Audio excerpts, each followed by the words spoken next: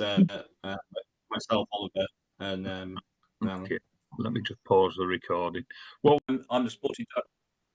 I'm recording in progress. Start again. I'm Mark Bent. I'm sporting director, and Fiona Bruce for this evening. Andy Simons, he's the club support officer for the BMFA. Dave Phipps is the BMFA CEO. Ian Pallister is our BMFA chairman. And then we've got Callum Holland with us. We've got Oliver Davis and Alan Perrin from the CAA. And we've got Barry Lever, who is my right-hand man. So if I fall off the perch here, he will pick up the cudgels and desperately require the questions, because I don't think he's actually got them. But we'll get through it one way or another. Andy has a copy. Yeah. So I don't think Tom's not joining us. I've got Tom on the list. Right. Fabulous. So preliminary questions to ask the team to start with, the CAA. We've got a number of preliminary questions. And if we could start with some nice easy ones, really.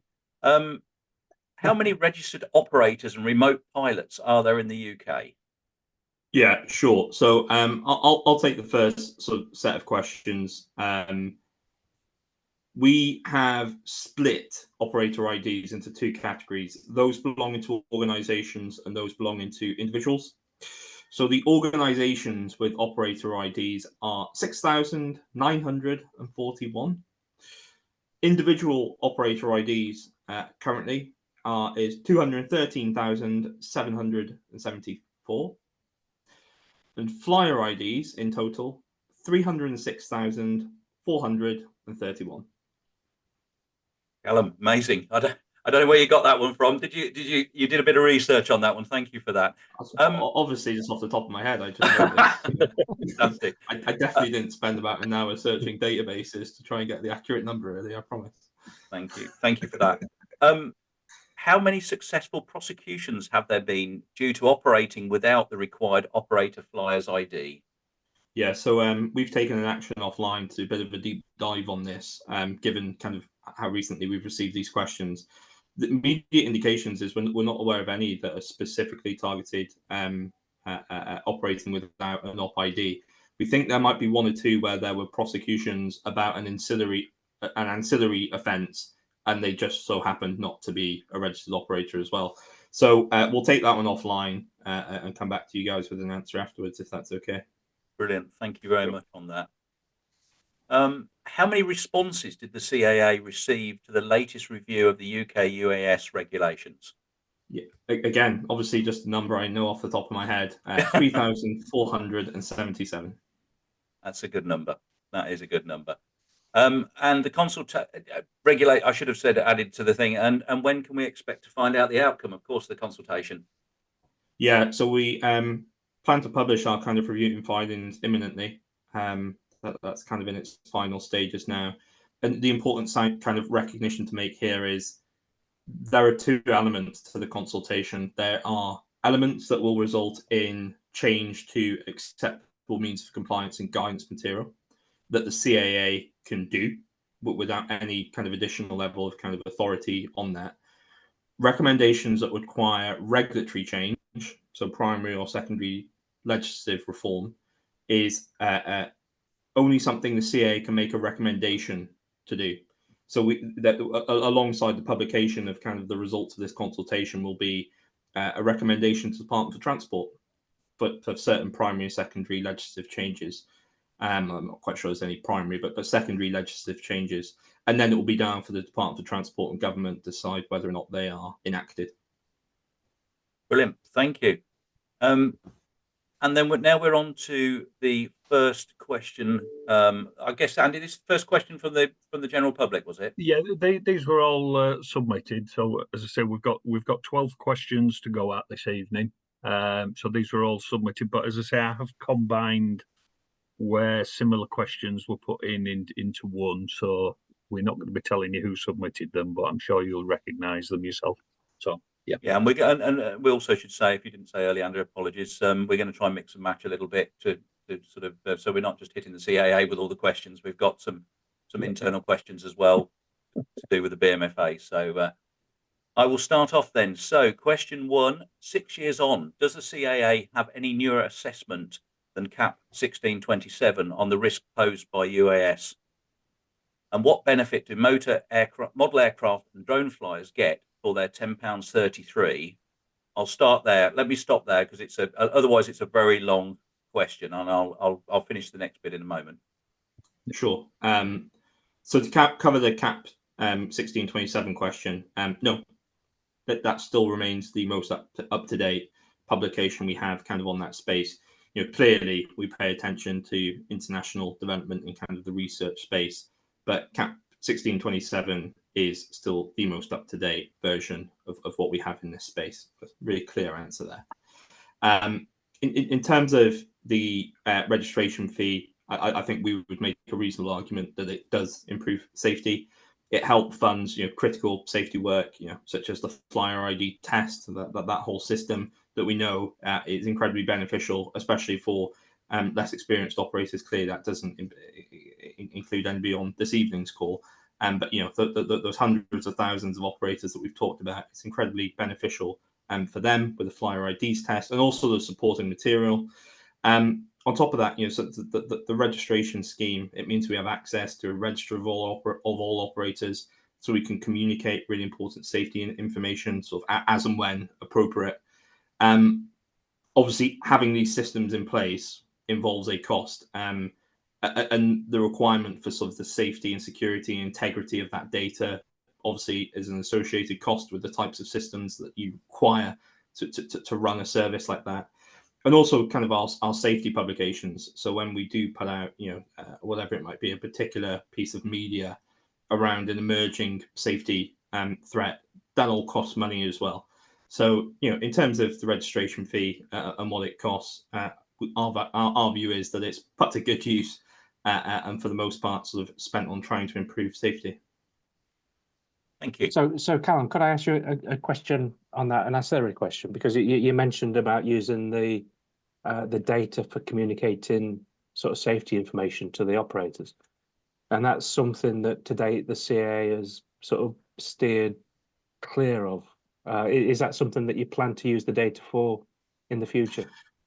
Yeah, there's today I think we rely on heavily, obviously, the Skywise system, and if you're an operator subscribed to that particular portal, which I suspect everybody on this call already is, it's certainly a robust topic of conversation internally. What more can we do with that data to help improve safety?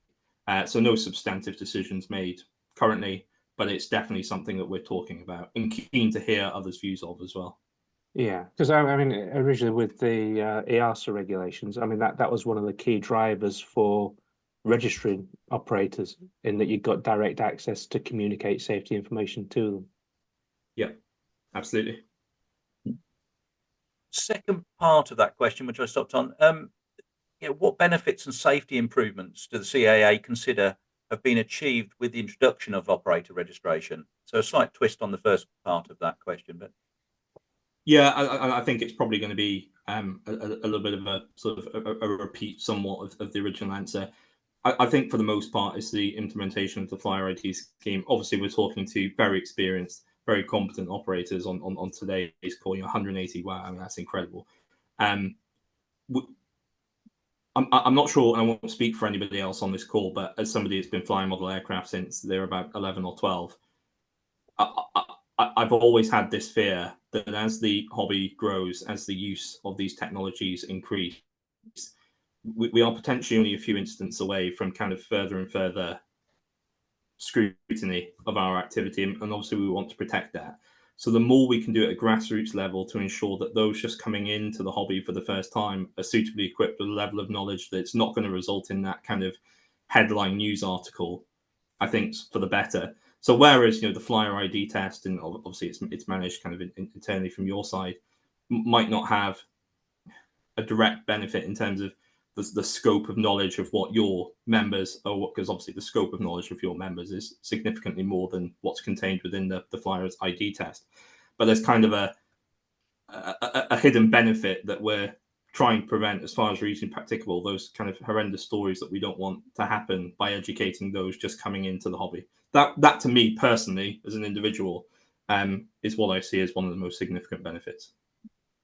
Thank you. That's the first CAA question over with. Thank you. We'll give you a few moments there, and now I can I can aim towards. I'll try not to aim at myself here, but let's aim at Ian and Dave. And so, in the latest issue of the BMFA News, the chairman, Ian, in the room here, confirmed membership has been falling since 2004. Given that predates YouTube, the financial crisis, or the ready availability of flight controllers, what do you think is the root cause, and what's the plan to address this?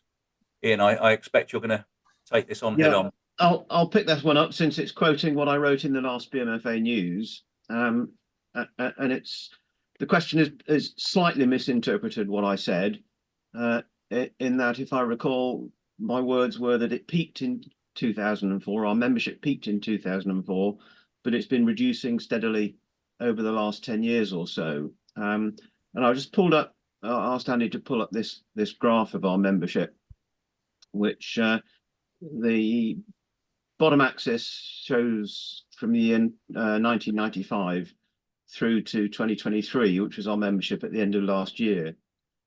And as you can see,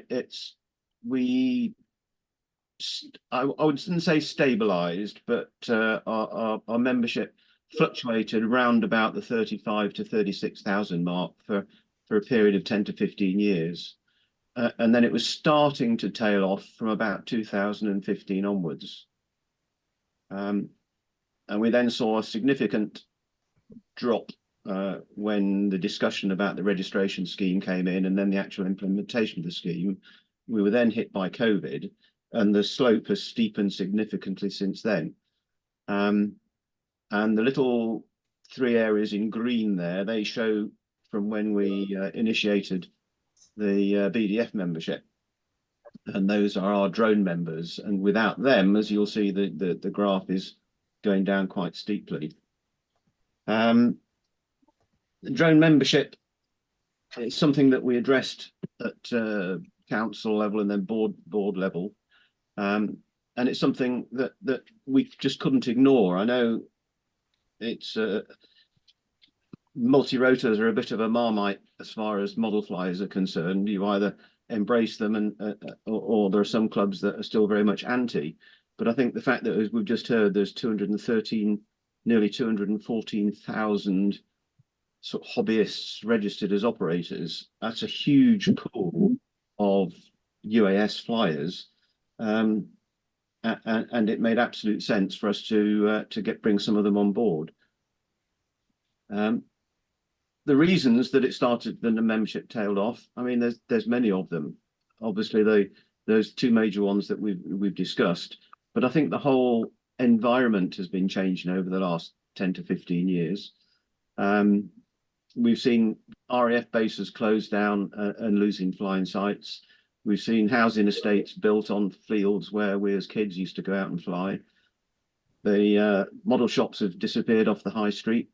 So as kids, where we used to go and stick our noses against the window and dream about what we were going to build next, that opportunity's gone. A lot of the magazines have folded up. So we've dropped out of the public consciousness, I think.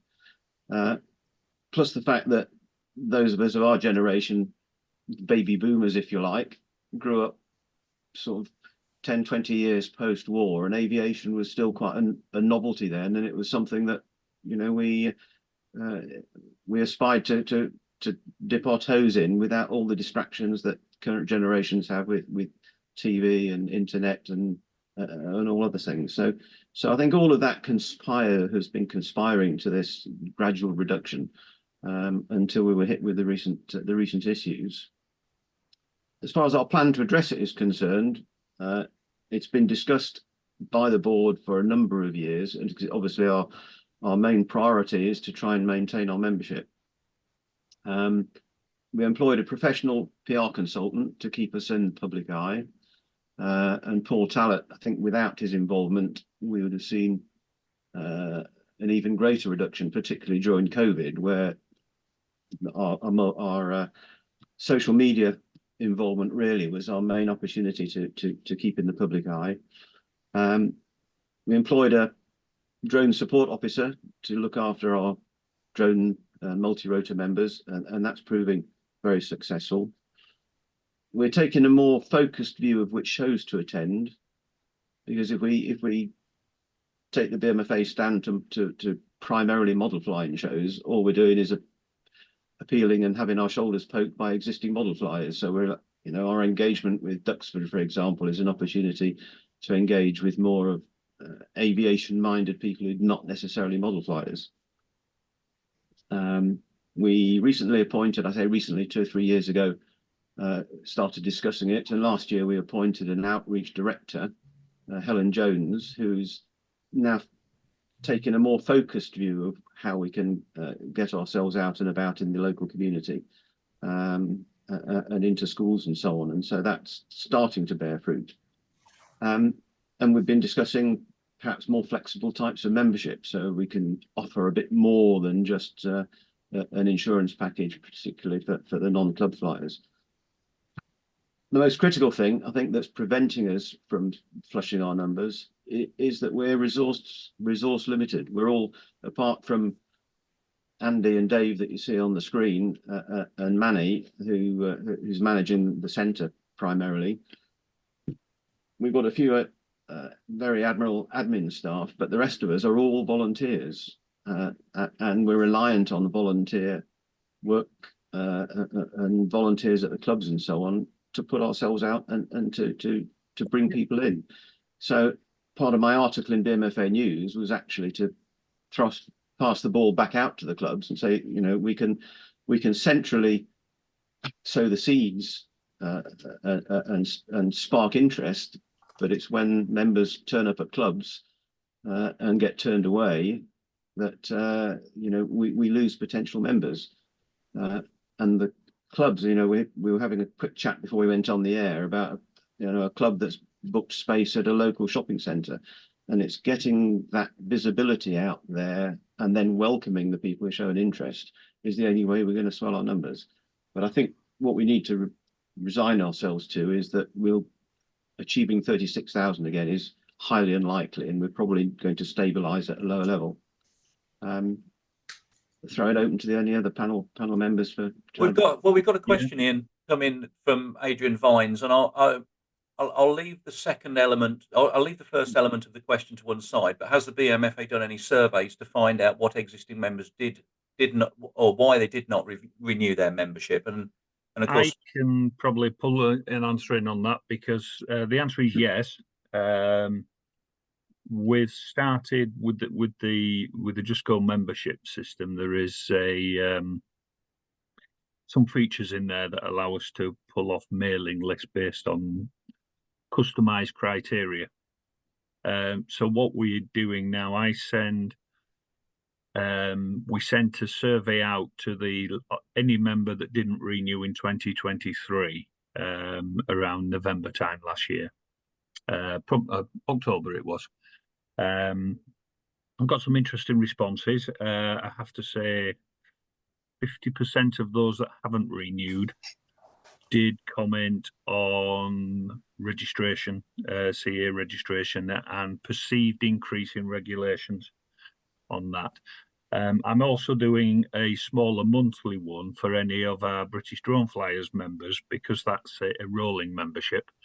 So after a month of them not renewed, they also get the opportunity to let us know why. So we are looking more and more at the feedback on that. But yes, the biggest seemed to be the perception of increased regulation, and it's all too much red tape and everything. Plus, Andy, I think, you know, and I don't want to, you know, the guys are here and thank you for being here, but I think, you know, when you look at our fees on average around about 40 to 50 pounds a year, when you put £10 on, that's a huge difference for, you know, Ian and myself and Dave have been fighting for £1 and £2 increases in fees for many a year. Yeah. And then so the perception in general, the response wasn't particularly the amount. You know, the £10.33 wasn't the issue. It was more of there isn't as yet, they're not perceiving a benefit to it, and they're just perceiving a whole lot more red tape. Which, if anybody who reads my social media posts and my column in the BMFA News, is something I quite often jump on my soapbox about. because I think a lot of the cause for that dip in membership is negativity and incorrect negativity, and this, people putting out there this thing that we've got a huge amount of regulation and red tape, when the reality is, I think, thanks to primarily Dave and the work that Dave's done over the years, not much has changed for us. Yes, we've got this annoyance of £10.33 a year and the tester take, but ultimately, most of it is it's incorrect. All these comments that you read, and I must admit, it's one of the things that annoys me more than anything, because we have to be positive. And if all the members are positive, and the BMFA is positive about, the joys of model aircraft and drone flying, whatever you want to fly, that will spread. And a couple of other things I don't think that Ian did mention in terms of reasons. Cost of living crisis over the past, I suppose, 5 years, really, since COVID. We have less money to spend at the moment. So that is bound to have an effect. And I think Ian did touch on it. Model flying in general is a lot less visible now than it used to be. And this is where we need members and clubs to make it more visible, both online and in the real world. And the example that Ian mentioned about the display in the shopping centres, the perfect sort of thing that clubs should be doing, that we want to support clubs to do. So there's probably a few other things as well. Obviously, cost is an issue for some people. And we're no longer the only show in town. If people just want a cheap insurance to go flying, then there are some other alternatives available. I think but we do also have to say that there are cheaper alternatives, but none that are as good value.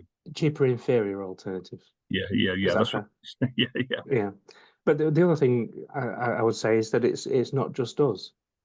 So all our sister associations within the air sport community, other than maybe skydiving, which appeals to sort of younger adrenaline junkies, but activities like gliding and the Light Aircraft Association, they're all wrestling with exactly the same problems that we are.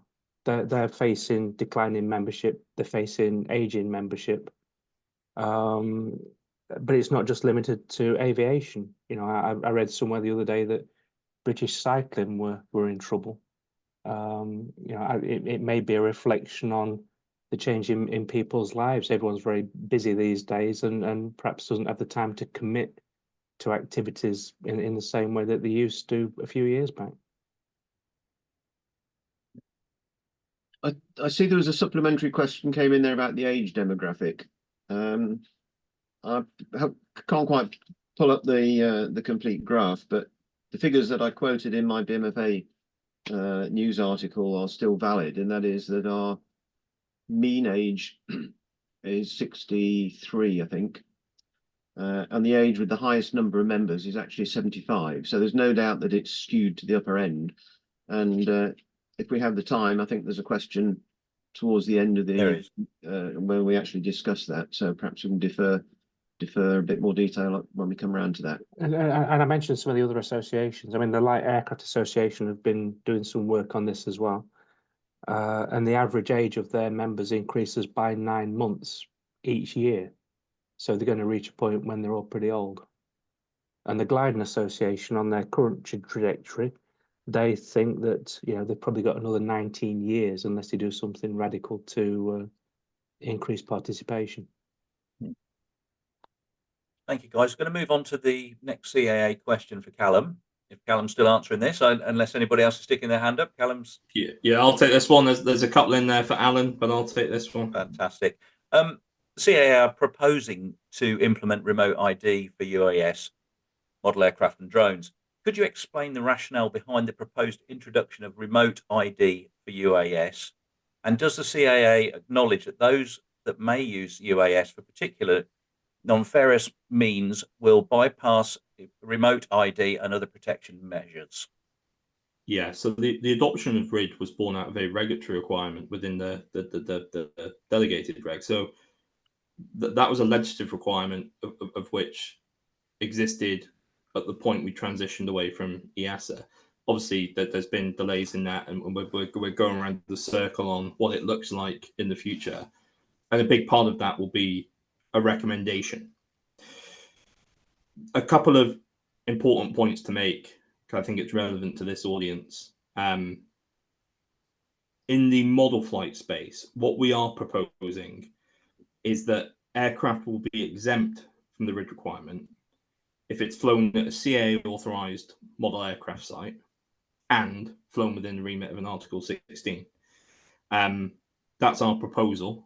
Again, that would require secondary legislative change. Therefore, that's up for the government and the legislature more broadly to decide on the eventual outcome of.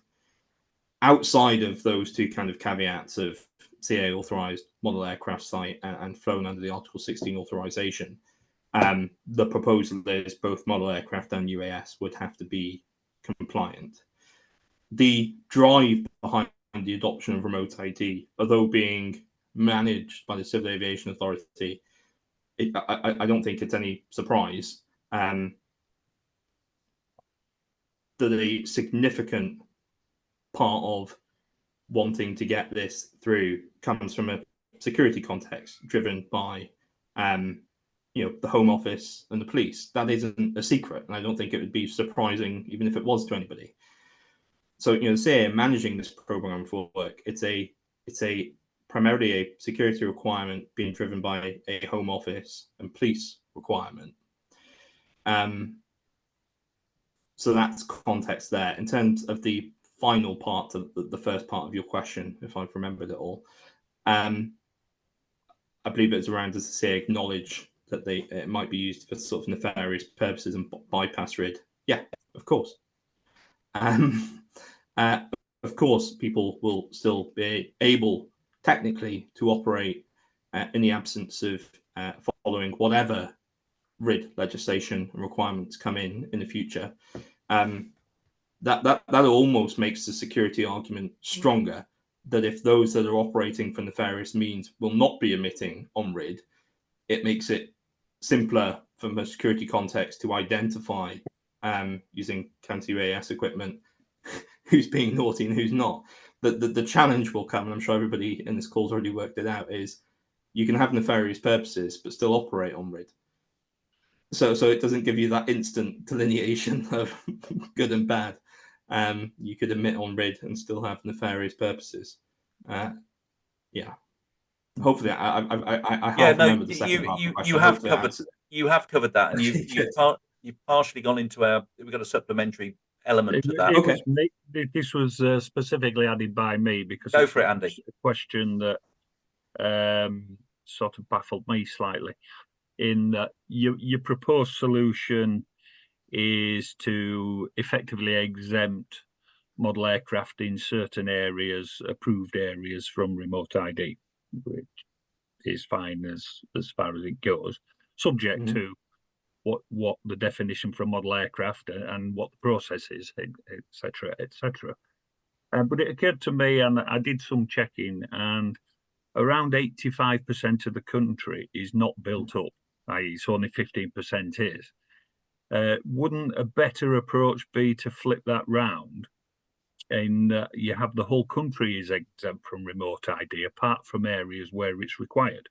Would that be a much easier, a much better solution? Perhaps require it in built-up areas, subject, and still have the facility for exemptions, but rather than for whole swathes of the countryside where there isn't any security issues, suddenly making it a requirement unless there's an exemption in place. Yeah, I think first of all, I hope and I fully expect it to be the case that position or recommendation was made in your consultation response. So if it was, that would have been captured and discussed.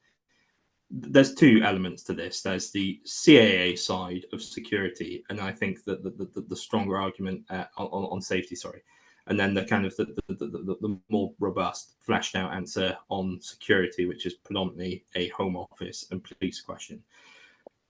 From a CAA perspective around safety, we're grappling with the reality that all predicted figures show a significant and substantial marked increase in the utilization of model aircraft and drones as we move into the next 10 years. So, we expect it, in the region of 350,000 today. Best indications that the conservative is pointing towards 900,000 over the next 10 years. So we're going to see significantly more densely populated skies with model aircraft and drones. And there's an argument that can be made that RID might be able to help address some of that safety risk, but primarily it's a security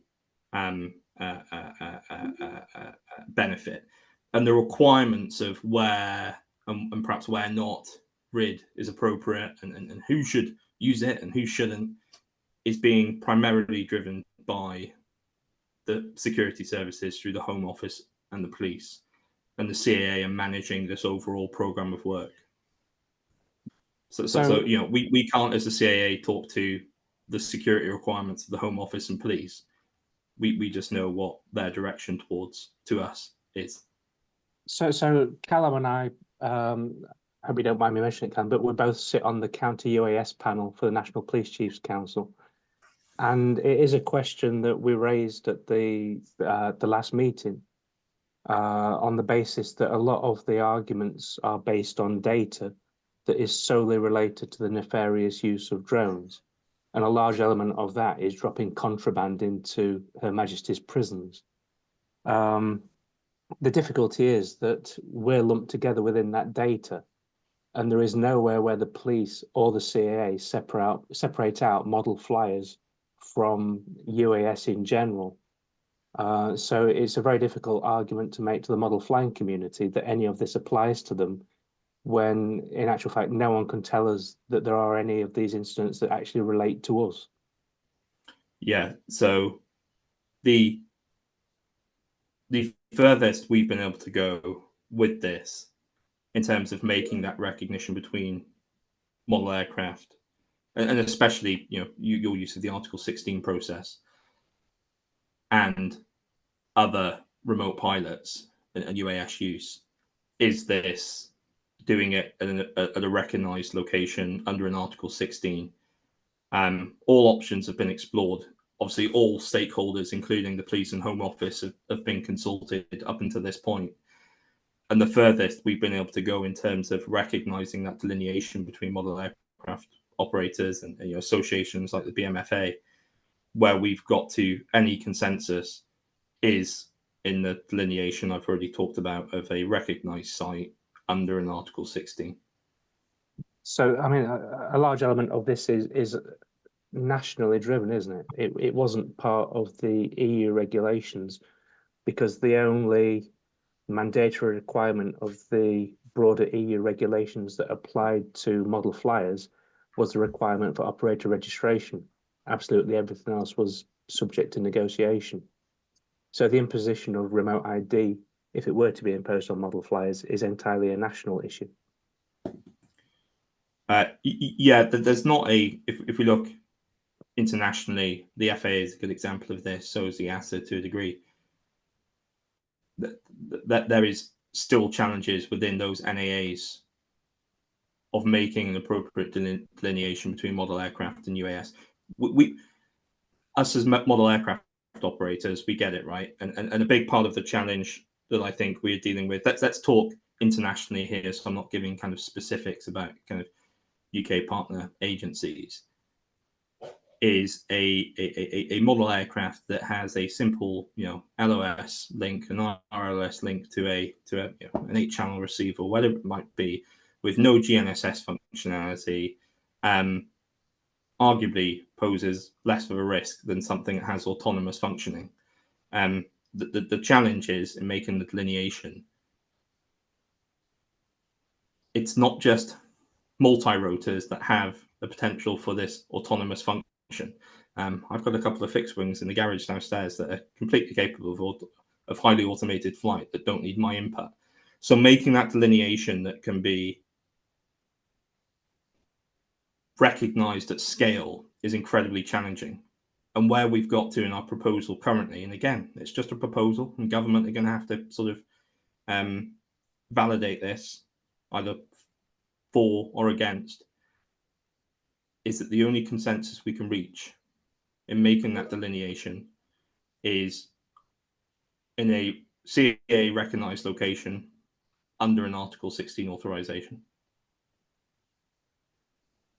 Callum, thank you for your very frank response there. Appreciate that. I'm trying not to give these politicians answers. I guess the devil is going to be in the detail and how sites are recognised, and hopefully that'll be a process that's delegated to the BMFA in the same way that sites for over 400 foot with larger models is delegated. It's we'll turn to the BMFA again now. Just turn the table a little bit, give you a chance to have a breath again. Stuart Mellor, I see he's been quite active in the chat. And Stuart, we haven't forgotten you. We've got a question here for, I guess, Dave and Ian here. Should the BMFA consider alternate methods of paying membership fees? Currently, affiliated clubs have to pay annually on the 31st of December. I feel that the current system, together with the annual CAA payment, is partly responsible for falling BMFA and club membership. A direct debit or graduated method of payments, as is possible on all other insurance schemes, may help to halt the obvious decline in membership. By easing the annual burden at an expensive time of year, also fair increase in subscriptions would hardly be noticed on a monthly basis. Thank you, Stuart. We'll put that across to the bosses. I'll just jump in quickly before. Well, there's the boss. No, definitely not. We already have effectively a direct debit option. It was enabled 12 months ago, so anybody can set when they renew themselves directly on the Just Go portal. You can tick a box to auto renew 12 months later, so that's already there. But it's not instalments. It's not instalments, which is a phenomenally bad idea. We need members to join for a year, not give them the option to join for 2 or 3 months. I think commitment for a year is not too much to accept. But the direct debit is already there, and I'll pass over to Dave and Ian for further comments. Well, I've just been monitoring the chat box there, and I think our dilemma has been very amply reflected there, in that immediately following Stuart's proposal, there's a counter one from a club treasurer, basically saying that it would make it far too difficult for clubs if they had to check in every month and check and see how many of the members were still current. And that's the issue we're up against, is that, yes, it would suit the BMFA from an administrative point of view, and it would encourage more people to sign up to direct debit and auto renew their membership. But bearing in mind that the majority of our members are registered through clubs, and they're clubs who have fairly entrenched administrative systems, some of the clubs of which I'm an honorary member, they some of their members don't even have a computer in which they could log on to the portal. So, we need to win the hearts and minds of the clubs. Otherwise, if we were to introduce this carte blanche, a number of the clubs may well de-affiliate, and we'd lose all of their members, and the whole thing is counterproductive. And it's getting that balance, I think, is what we've been wrestling with for a number of years. It is something that's been actively discussed very recently, and it's still on the table for discussion. It's just finding a way where we can try and keep as many people happy as possible. And I think I would just like to add, as probably the person that deals with the portal more than anybody, and deals with the inquiries, and probably knows it more than anybody else in the association. The rolling membership wouldn't be a major admin burden on clubs. The facilities are in there to see at a glance who's renewed and who hasn't. And then the other thing, of course, that we introduced 18 months ago now, which I think more and more members are using, is the membership card in digital wallet on your phone. And obviously we know that not everybody has a smartphone, which is why we still got the options for the PDF. And for those that can't even print a PDF, they can contact the office and we'll send you one. So we've got all those options covered. But I think Alan there showing his. Yeah. So if you haven't downloaded your digital membership card to the wallet, do so. It's a fantastic tool. But as I say, the tools on the portal in relation to memberships and when they're expiring make the process, I think, very, very straightforward. So I don't think that clubs have anything to worry about myself. And I speak as somebody who was, before I took on the role that I have now with the BMFA, I was the membership secretary at 2 clubs at the same time in West Yorkshire, which between them had 300 members. So what we have now for membership is massively easier. It's a different league easier than what we used to have in the day when I was doing memberships for 300 people. I'd have loved it. Okay. Thank you, Andy. Right, next question, CAA, please, if I may. If remote ID is implemented in the way suggested by the CAA, how can we ensure that slope soaring and other flying at ad hoc sites remains legal without having to overcome the cost and practical, in brackets, size issues of fitting remote ID devices into models used in this way? If remote ID and geofencing awareness is to be required, shouldn't the commercial operations for who the change in the status quo is required bear the costs? So I'm sure it's very well known to most on this call. Alan, I'll bring you in on this one, my friend. Thanks ever so much, Callum. Good evening to everyone. A very good question, and something we have deliberated over within the CAA, and something that's very close to my heart. I learned to fly in 1976 on Collie Hill flying a slope soarer, so it's something I'm very well aware of. Now, look, we're expecting to have remote ID enabled by January 2028. And the implementation of RID can be very practical. The remote ID, remote ID devices that are coming available onto the market are very, very small. Can be self-contained or can be powered remotely. From a gram and a half to a couple of grams that will allow fitment in all but the smallest models. Now, we need to remember during the consultation, and specifically within the consultation document, that we were looking at models that were larger than 250 grams. So these are models that are a reasonable size. They're going to be able to take a remote ID device. Excuse me. We haven't either ruled out within the consultation document the use of personal remote ID devices either. So the potential for using a smartphone or smart device to register your remote ID if you're flying at a remote location. And this again is something that's going to be covered in the consultation. The use of slope soarers at affiliated sites will fall under your Article 16 authorization. So if it's a BMFA affiliated or approved slope soaring site or flying site, it will come under your Article 16 and therefore an exemption for flyers, providing your aircraft meets the definition of a model aircraft under the CAA.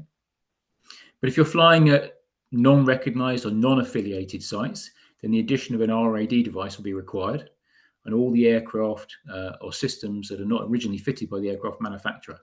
Now, there's some discussion about legacy RPAS systems, and whilst model aircraft aren't the same as multi-rotors that come with very, very good comprehensive software suites as standard from the manufacturer, the model aircraft tends to be fitted with their own avionics or built by the enthusiast. We can still plug those remote ID devices or RID devices into the avionics suite we're putting inside the aircraft. So legacy radio links or non-compliant radio links or aircraft will require an add-on module, or potentially a remote ID device that's standalone for you as the pilot with your smartphone. That's yet to be confirmed. And also sites such as National Trust or Natural England or other sites that are used under permission for model flying associations. These could be affiliated to the BMFA. So therefore allowing you to fly under your Article 16 authorization.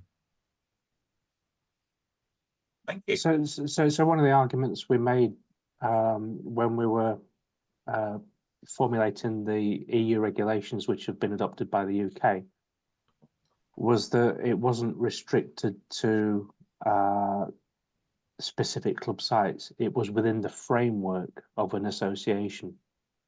So we've made the same argument in the consultation response, that we think that this should be exempted for those operating within the framework of an association under the Article 16 authorization, and that it shouldn't be just limited to recognised club sites.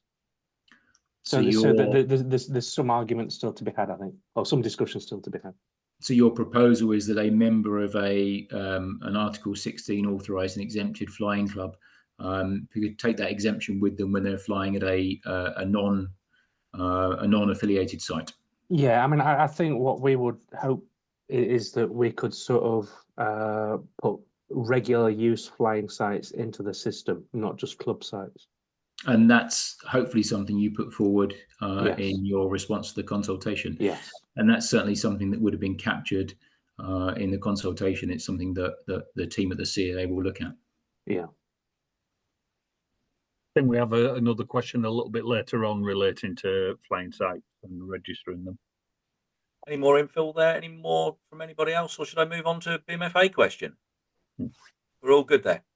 Fine. So Neil Tidy, when I had my will made with Macmillan, the representative stated that over 50% of the charity's income came from bequests. The current TV advertisement for the RNLI states that 6 out of 10 launches are financed by bequests. I asked members of my local club if they had considered leaving money to the BMFA. No one had considered leaving a bequest. Is the BMFA missing out on this funding stream? Should the BMFA seriously consider asking members to leave a bequest in their will? Ian, I guess that's going to... Well, yeah, the simple answer to that is we do, but we don't do it very proactively and publicly. It's the option is there on the website, but it's quite discreet. And I think that's something that we need to look at, and we could very easily turn that to be more outward facing. The whole layout of the website, particularly the front page of the website, the homepage, is something that I've been talking with Andy about to try and restructure it and make it much more user friendly.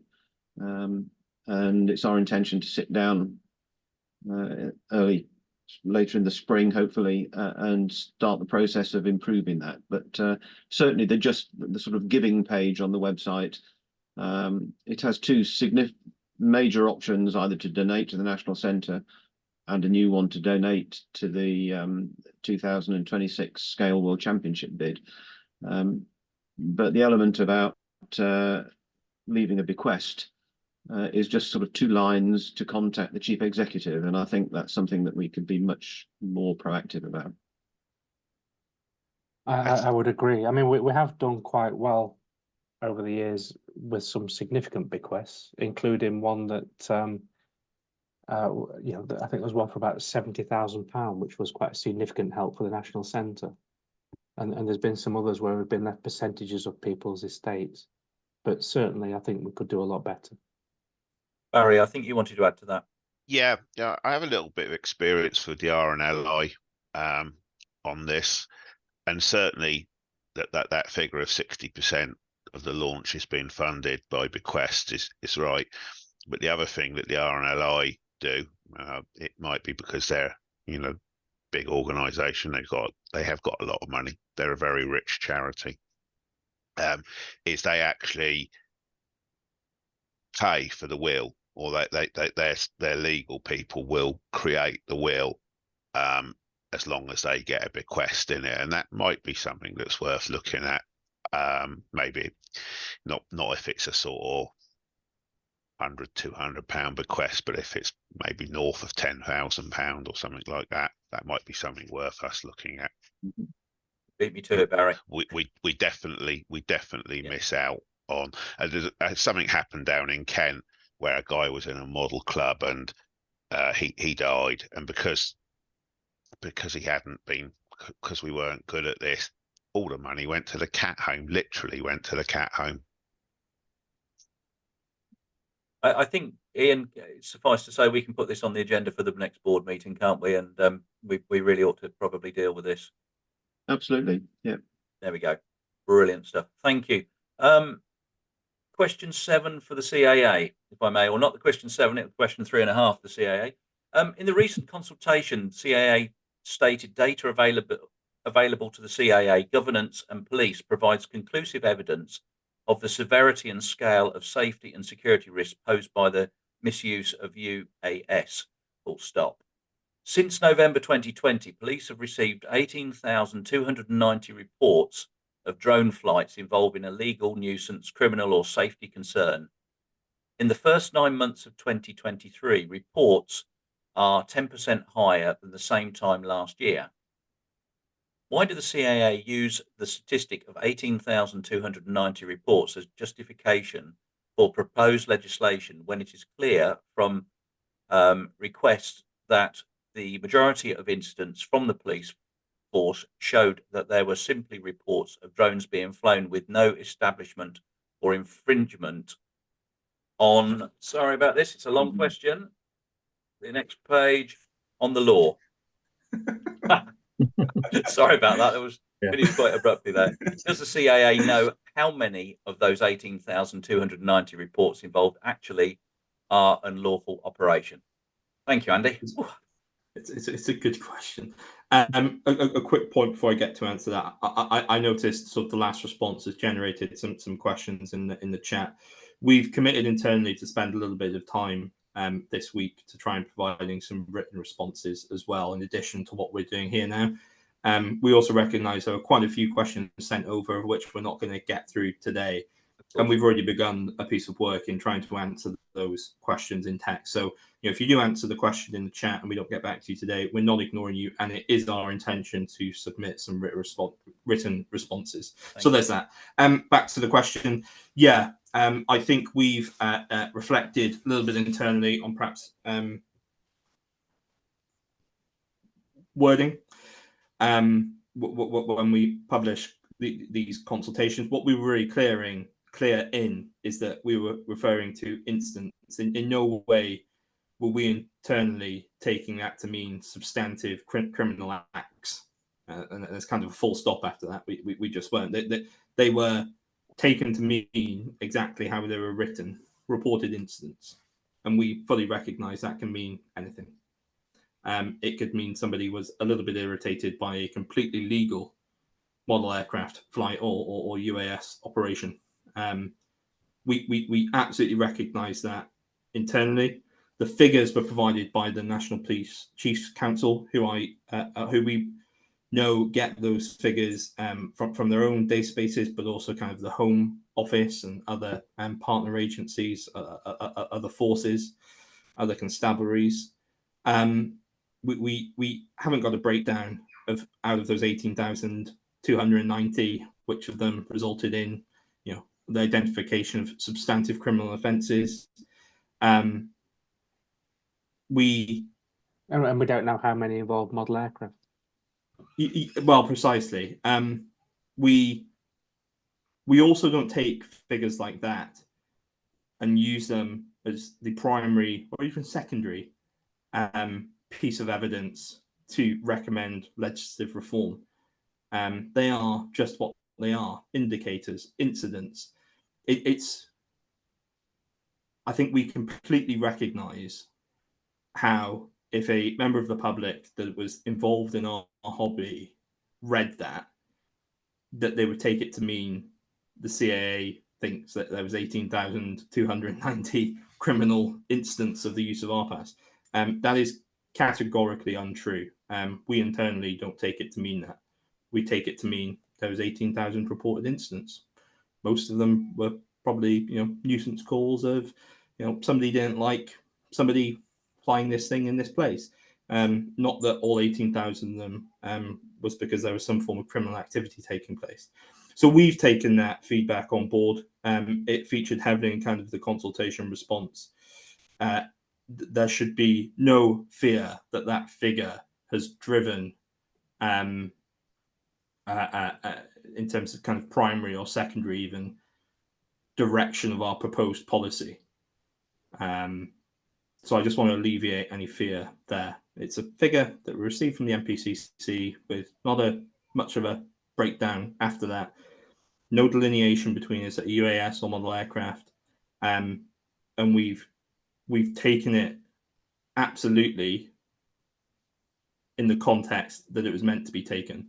That this isn't 18,000 criminal offences, 18,000 incidents. If it helps, I was a copper for 8 years, and I went to plenty of incidents that weren't criminal offences. I think for some, I think it's the soundbite. That's the whole point. And if you get it politically wrong and you say that, that's what people hang on. Yeah. If you turn around and said it was 3 model aircraft incidents, everybody go, well, what the hell are you worrying about here? But it gets wrapped up, and I think it is that soundbite, and I think that's where the question has sort of emanated from. And thank you for clarifying that. And I'm glad we're all sort of, sorry, don't sound patronising, we're learning from it. We're educated, and that's the whole point. I think it's really important. Yeah, it's certainly something we've reflected on internally about how we phrase future consultations. Thank you. Eric Stevens, question for the BMFA now, if I may.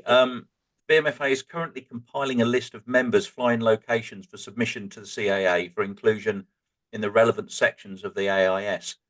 What does the BMFA anticipate submitting, or when does the BMFA anticipate submitting this list, and how long does the CAA anticipate taking for approval and inclusion?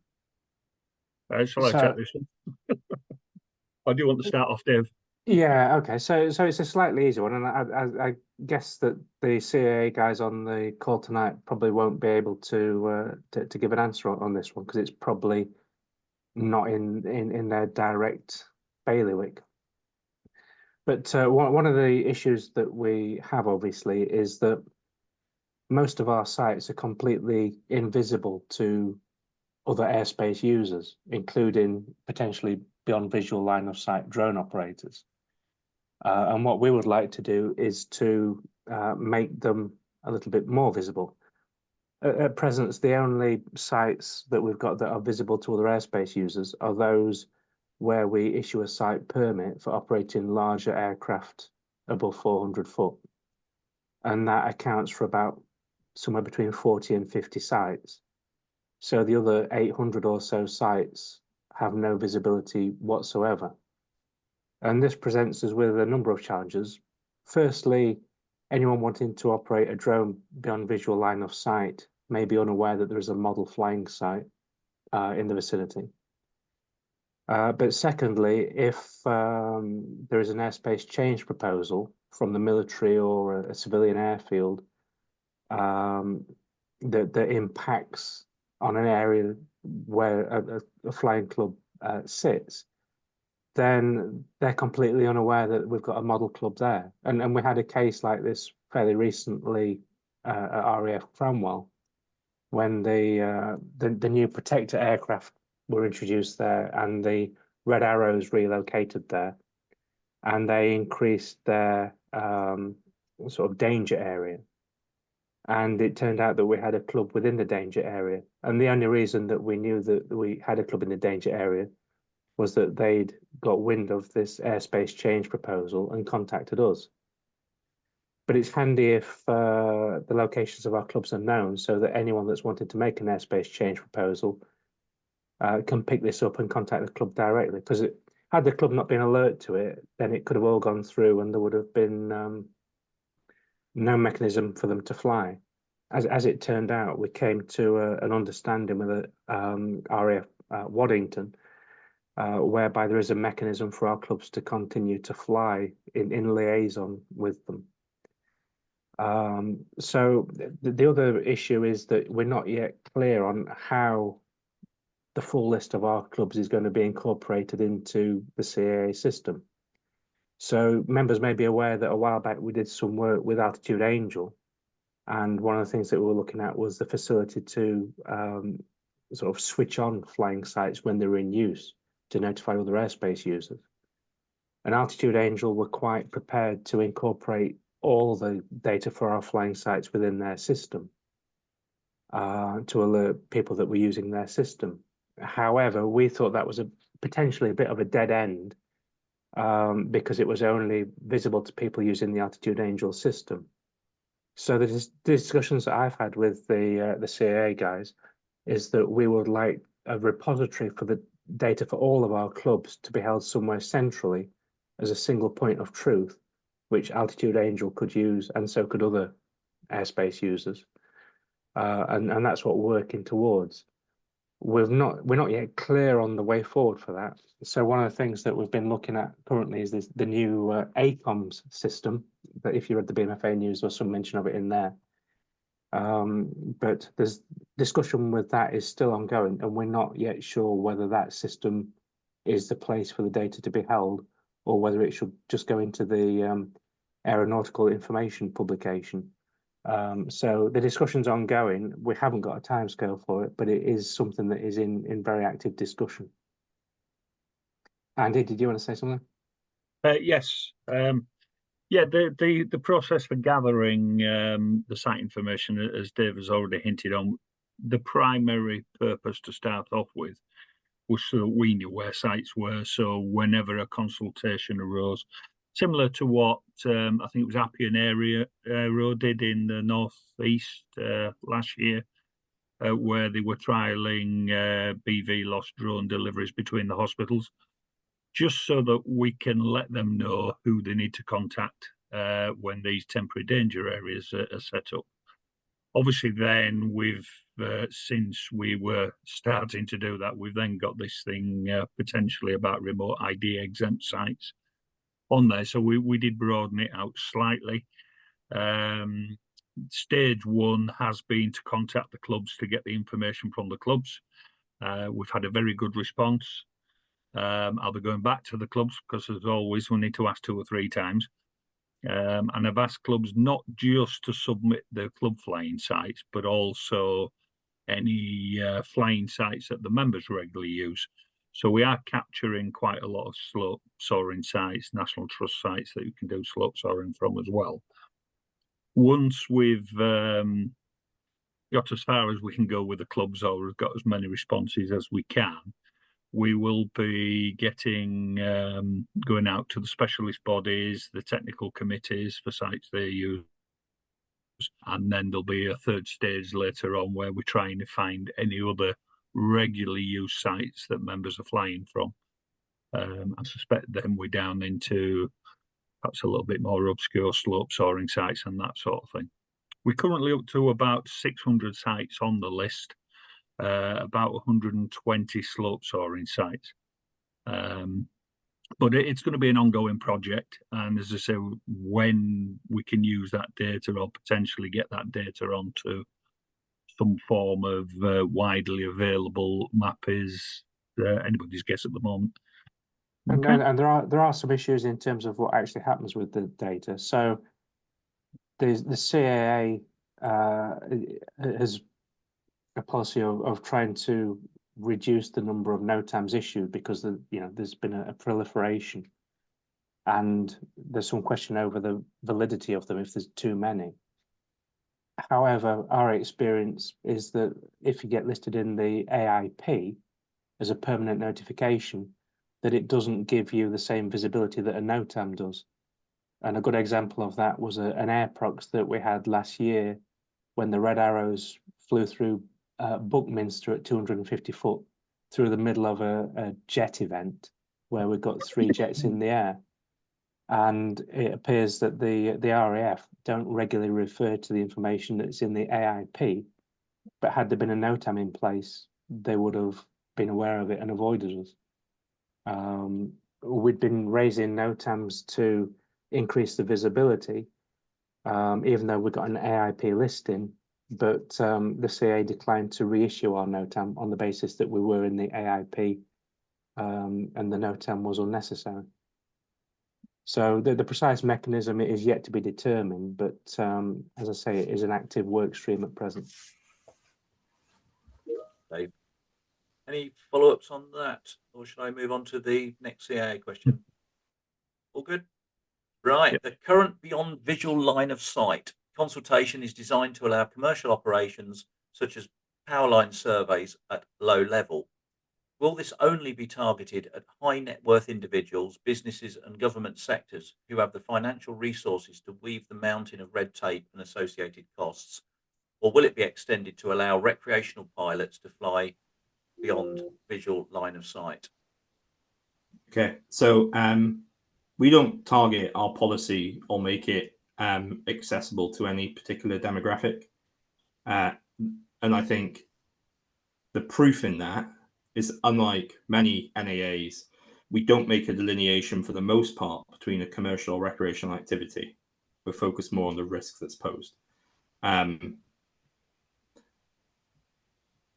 The utilization of, and I think the question here is around atypical air environments, it is simply to be seen as a strategic mitigation. So much like an Article 16 is an operational authorization, the submission of a safety case with the intention of receiving an operational authorization requires the use of several, if not hundreds, of strategic, technical, and operational mitigations. Using atypical and using the proposed policy is simply a strategic mitigation argument against mid-air collision risk. So anybody, whether or not they run a commercial business or are a single recreational operator that wishes to seek an operational authorization to fly beyond the visual line of sight in an atypical environment is welcome to make that application. There are going to be operations due to the risk profile that require increasing utilization of enabling technologies like ADS-B, for example, and in the future moving into cooperative and non-cooperative detect and avoid functioning. Those technologies are going to be expensive. The CAA doesn't set the price, or any NAA doesn't set the price of those enabling technologies. There gets to a point that you can only safely integrate into the volumes of airspace that we're discussing with the appropriate levels of technical equipage. And there's a cost associated with that. And I'm sure there's going to be costs of certain cooperative and non-cooperative detect and void functions that's well outside the grasp of most of us as individuals. I think that's just a reality of life. But if a private individual had means to get these enabling pieces of technology, then there is no restriction from a regulatory point of view, certainly not from a CAA point of view, in them being able to apply as a recreational operator for an operational authorization that may include an application to fly beyond visual line of sight within an atypical air environment, for example. We don't take into account, for the most part, why you're doing that operation, whether you're recreational or commercial. Thank you. BMFA question next, then, unless there's. I will say just Andy, quickly before you move on there. There's a question just being put by Brian Hamill in the Q&A there. He's saying if a model flying site has the permit to operate over 400 foot, has a NOTAM in place, if an operator flying BVLOS beyond visual line of sight was flying nearby, would they be required to let the site know beforehand? Yeah, so there's two elements to this. And let's stick with kind of today's problem statement. Most BVLOS, well, all BVLOS today is enabled through some form of airspace segregation for the most part. The adoption of an atypical policy is our first step towards enabling BVLOS in the absence of segregation. I mean, it's pseudo segregation in as far as we're so close to linear infrastructure, you're unlikely to encounter conventional aviation, but it's not zero, and that's why we've added additional mitigations. There is a requirement on the operator, if they're seeking to make use of this atypical argument, to do a thorough check of the airspace in which they intend to operate. So there's not going to be a generalized permission to operate in any type of atypical air environment. It's going to be specific and location based. So this is my route. This is my A to B. Demonstrate to us you've assessed the airspace risk and ground risk for that entire route. And that would also include the identification of other air users, of which you would be included on. So there's a deconfliction piece required there. The additional layer in our Swiss cheese argument of safety is that the operator making use of atypical flying beyond visual line of sight will have to notify their activity. Now, if it's a flight that's kind of not enduring, it's going to happen once or twice, that will be via NOTAM. And if it's an enduring flight that's going to continue over a period of time, and obviously through the AIC, as NOTAM probably isn't appropriate for enduring operations in that way. So yeah, I hope that answers your question. There's a bit of a Swiss cheese approach to that. Okay, absolutely. Thank you. Chris Junvey, my club and the BMFA membership is in decline. I've just read this ahead. It could have been my question here, Ian. So this is one of my topics. My view is that the 50+ age group is where the opportunities are to attract new members. This is the age most people are looking forward to activities in retirement, are more likely to have the time and money.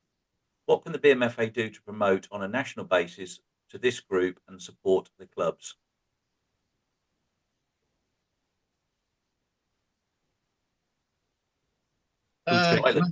Again, it's something that the board have discussed on several occasions and scratched our heads as to how we can do it. We've talked about engaging with the University of the Third Age. We've talked about registering with men's sheds, and again, it comes back to what I said right at the beginning of the first question. We can engage centrally with some of these organisations, but actually delivering has to be done at grassroots level. We have 25,000+ members still. Every one of those is an ambassador to go out and bring people in, not just the dozen of people that sit around this table or on the board. So if a club is losing members, why isn't that club going out and recruiting in the local area? That was, I throw this back out at the membership. I think Ian, on that note, you're quite right on one level. I think the other element is that we need to help facilitate that as well, and that's what we talked about at board level as well. It is down to volunteers, and I've been asked on a number of occasions by family members, can you do a presentation to this group or that group? I just don't physically have the time. I've got another meeting coming up in 20 minutes that I've got to be on, and I'm going to be online till 10:30 tonight dealing with BMFA matters. I can't just go out and do that. So I think, I don't want to, but I think we ought to be, looking for volunteers, a lot more volunteers to come forward. We know that some clubs are already doing this, but it would be good if we could hand them some packs, give them some information, even educate, try and train to go out and present to these groups. And I think we will pick up membership. I think Chris is absolutely right. I brought it to the board a number of years ago, and I've been batting on about it, and I don't mind saying it openly, and I keep doing it. We've got lots of targets, and this is one of the largest, if not the largest. So. I think we have a national network, and that is the clubs. And I think our role has to be to support the clubs to get out there, and it's all about visibility. I get regular emails from clubs, saying they need some new members, but they aren't actively doing anything to pull in those new members. So they do need to be visible. In fact, I think I wrote about this back in the BMFA news before Christmas.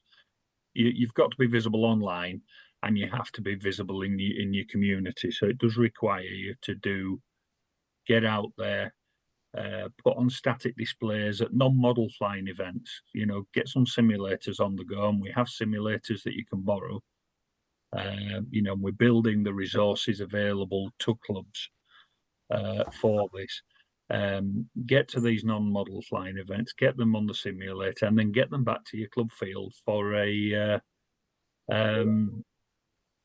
go on a buddy lead and on the sticks, because that's what will convert people into members, whatever age they are. You know, that's what needs to happen, and you know, I think our task has to be to support clubs in doing that, and we are doing, and we're getting better at it as well. I've been dealing this week with 4 different clubs looking at doing various displays, static displays at non-model flying events, and we're seeing how we can support them with, you know, with resources and simulators. So it has to be done. The other requirement, I think, for clubs, and I do get on my soapbox about this, is you've got to be jolly and you've got to be positive. Apart from anything else, being jolly takes a lot less effort than being a miserable old git. It's certainly in my view. You've got to be welcoming for whatever they want to come along and fly. You've got to stop telling people that there's a huge regulatory burden, because there isn't. You know, let's be honest. There's minor irritations, and then that is what will pull people in. And we're here to help. So, you know, if we've got approximately 25,000 members, if every member went out and found a family member or a friend and dragged them along to the club to have a go, how many of those would there be to convert into members going forward? You know, with 700 plus clubs, if every club could find 2 new members more than they lose every year, you know, the membership starts to go up and reverse, and that's what's required. And if I may, just if I may, Andy, one point has come through on the chat, and it would be really good if we could understand a little bit more. From Paul makes this point. He said the first club I went to join put me on a waiting list for 3 months and told me in a very rude email they weren't taking new members. Sometimes we are our own worst enemy.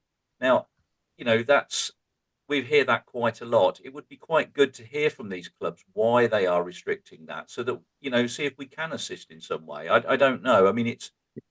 We do hear it quite a lot, but I think we have to also remember that we don't ever hear of the clubs that have been welcoming, because you don't hear the positive stuff. So we have to be a little bit careful that, shall we say, those of us at the sharp end don't let that paint our perception of what's reality out, because the reality is most clubs are brilliant. They're a great social place to go. You'll get free model flying training. And the concept of a model flying club is a fantastic thing. But yeah, we do have some where people go along, they can't join. And we've got to be careful not, you know, if a club has a waiting list, there could be a very good reason for having a waiting list. They might be restricted by the landowner, might restrict the number of members they can get, or planning conditions sometimes restrict the number of members, so we shouldn't judge that. It's not judging, Andy. I think however, understanding it is understanding it. If we understand it, we may be able to help. I think. Yeah, there needs to be some explanation if somebody contacts a club, and there's never ever any excuse for rude responses. You've got to be civil and welcoming as far as you can. So yeah, so that's my point made on that anyway. Thank you. Callum, you'll be pleased to know this is your last question, and it's another paragraph or so, but I'll try and take this as cleanly as possible. I have been flying free flight control line and radio control models on a small farm that I own. My neighbour has a farm of about 500 hectares and abuts mine. He and his father before him have allowed me unlimited access to fly models over the land. I've been enjoying this privilege for 60 years. Occasionally, I invite a friend to fly with me, but not as a club.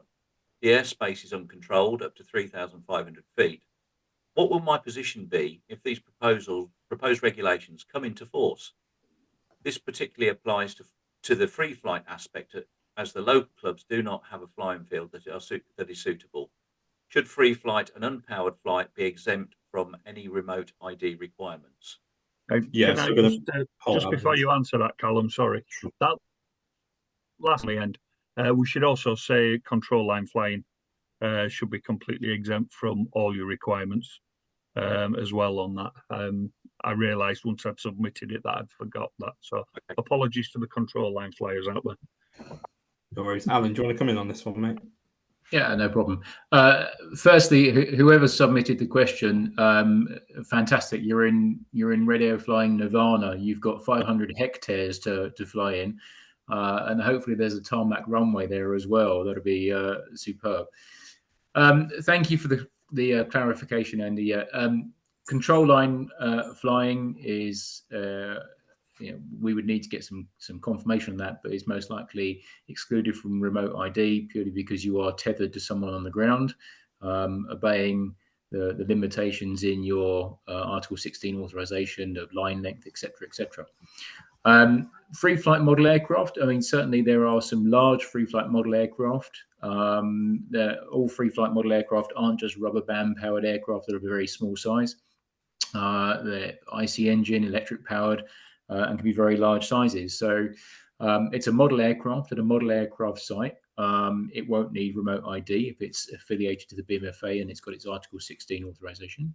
Otherwise, the regulations surrounding RID would make the flights described required to have an additional remote ID device added or a plug-on module to ensure that the aircraft is clearly tracked. Control line exempt. Unpowered. Well, unpowered is gliding, can be ready air control, and again is needing remote ID.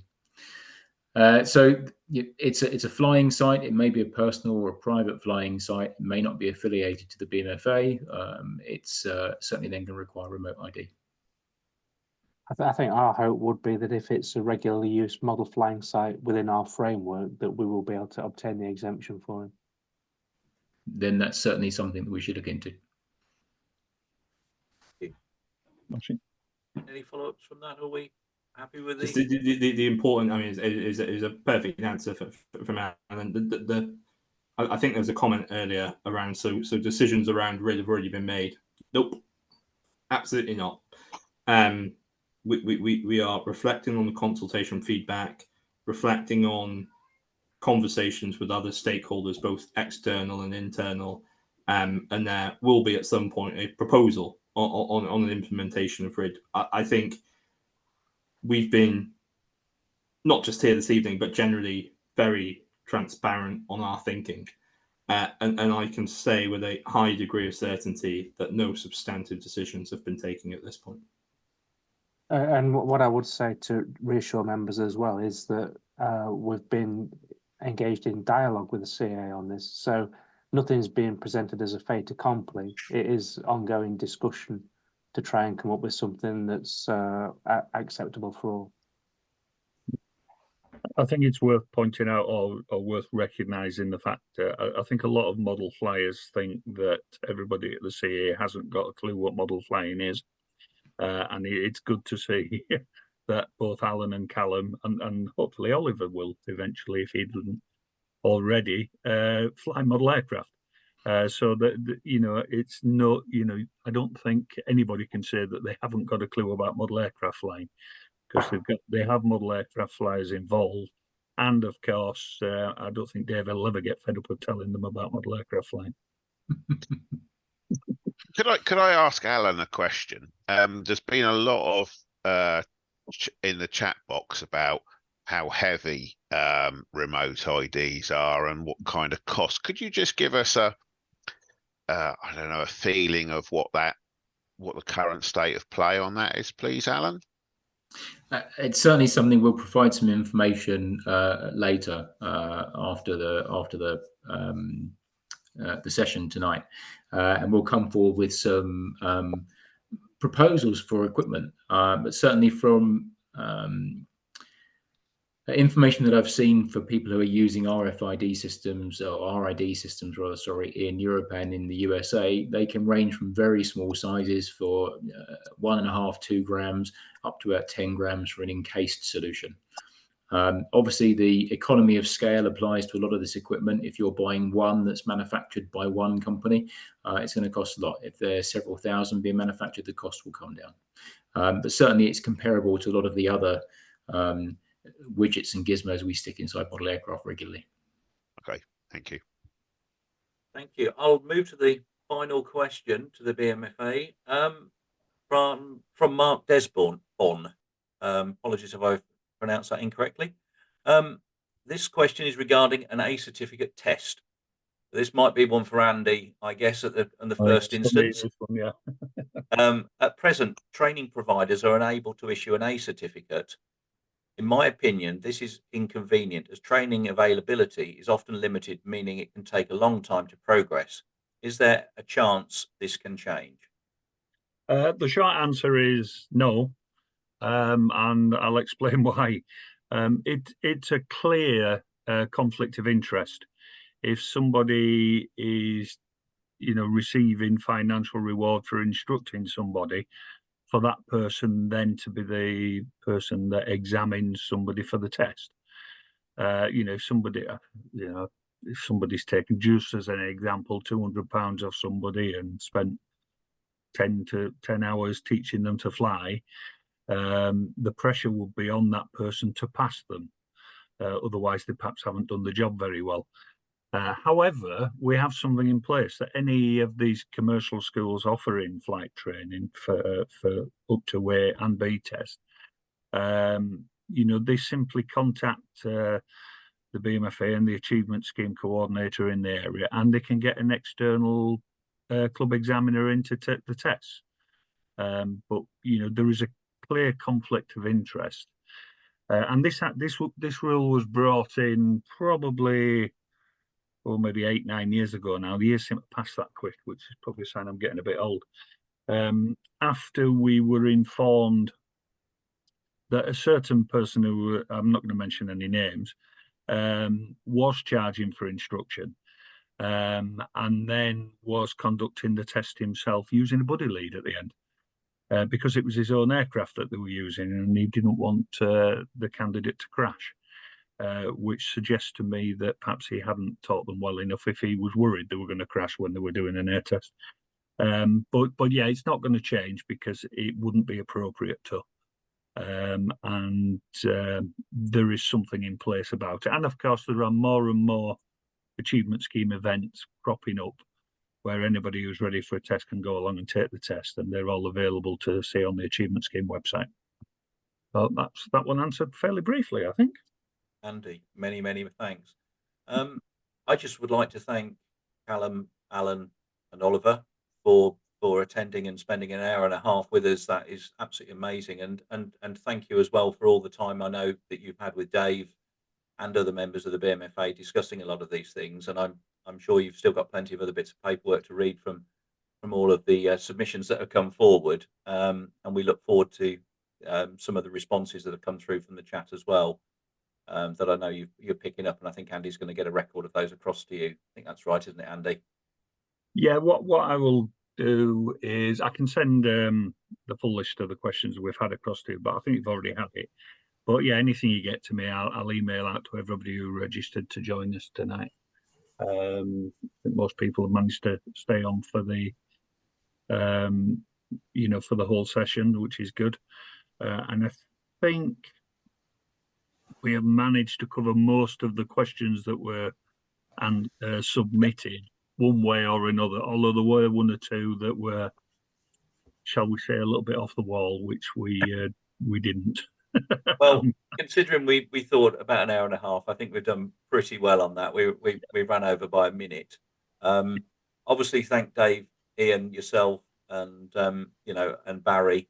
I think it's a really good session, and hopefully those from the CAA have learnt a little bit more about the BMFA. We've certainly heard it openly from yourselves, which is really important, and certainly those members, those 180. I think we held 165, 167 all the way through. Everybody's starting to leave now, but I think that's pretty impressive, and that all of those have now heard it from the horse's mouth, as they say. And that is good. That is really fresh. That is really good to hear that. From our side, a genuine thanks. It's nice to be invited. It's nice to feel wanted. So yeah, we're very much looking forward to the next one, and we're committed to continuing having this open, transparent dialogue. We enjoy being here. We are all part of the same hobby. And we enjoy talking about it. So yeah, looking forward to the next one. Thank you very much for the questions. Those that we haven't, and I'll reiterate my previous point, the questions we haven't had a chance to get to tonight, we will make sure that we provide sort of a written response to yourselves, and then obviously you can disseminate to to the membership. That is amazing. I'm going to be rude. I've got to go to a Scale World Champs meeting, Ian. I'm sorry, I've got another meeting where the guys are waiting for me. I'm going to duck out. I don't know whether you're going to keep chatting, and if you are, I will love you and leave you all. And thank everybody, all our participants, for turning up, all the audience, and thank you for all the great comments. And I will see you soon. And but I better leave you before I get moaned at from somebody else. But yeah, have a great evening, guys. Thank you, Mark, for coordinating. Yeah. No worries. Thanks, Andy. See you on.